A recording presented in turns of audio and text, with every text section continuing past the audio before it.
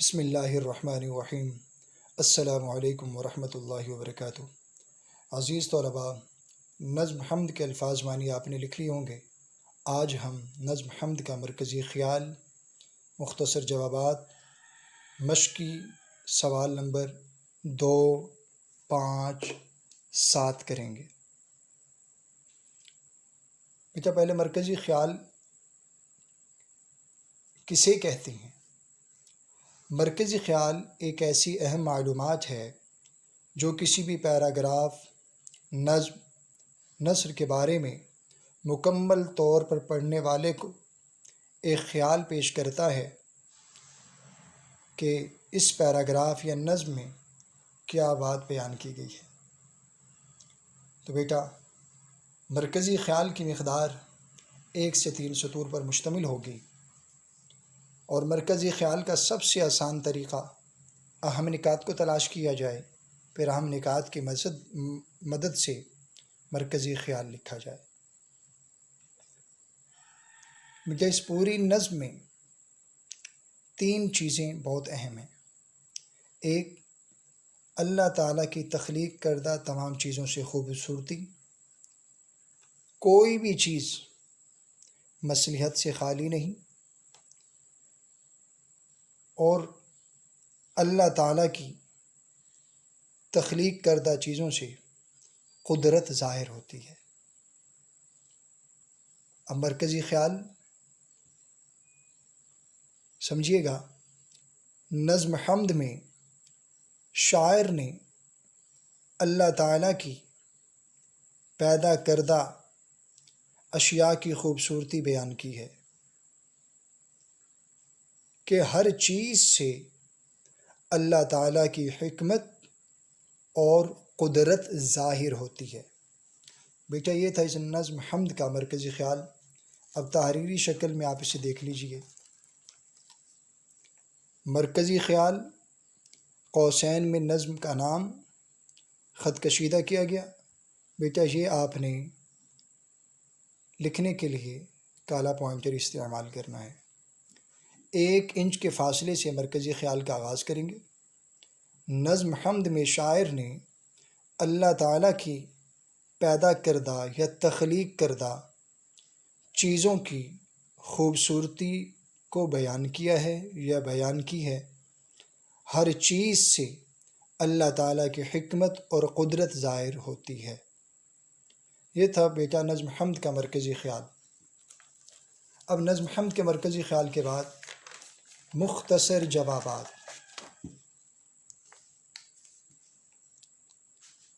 سوال نمبر 1، جز الف حمد کس نظم کو کہتے ہیں؟ آپ نے بیٹا پہلے بھی پڑھا ہوگا، حمد اس نظم کو کہتے ہیں جس میں اللہ تعالیٰ کی تعریف بیان کی جائے۔ جز بے اس حمد میں بیان کردہ اللہ تعالیٰ کی کوئی سی 2 نعمتوں کا ذکر کریں۔ بیٹائیں نظم حمد میں اللہ تعالیٰ کوئی سی 2 نعمتیں تلاش کرتی ہیں۔ بہت ساری نعمتیں ہیں۔ دن کا اجالا، اس سے کام کرنا آسان ہو جاتا ہے انسانوں کے لیے۔ میوے سے لدی ہوئی ہے ڈالی، یعنی اللہ تعالیٰ نے باغات میں ٹہنیوں کو پھلوں سے بھر دیا ہے۔ تو یہ 2 نعمتیں۔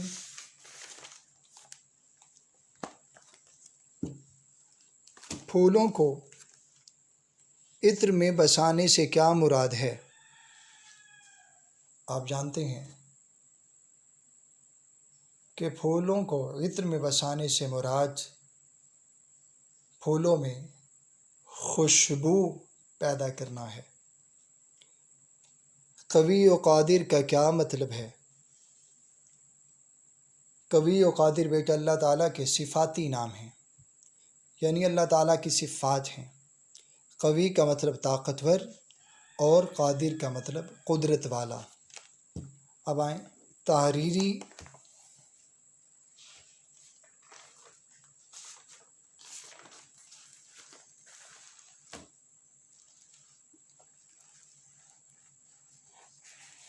سوال نمبر 1، مختصر جوابات۔ الف، حمد کس نظم کو کہتے ہیں؟ جواب، بیٹا یہاں تک آپ نے لکھنے کے لیے کالا پوائنٹر استعمال کرنا ہے۔ جواب، حمد اس نظم کو کہتے ہیں جس میں اللہ تعالیٰ کی تعریف بیان کی جائے۔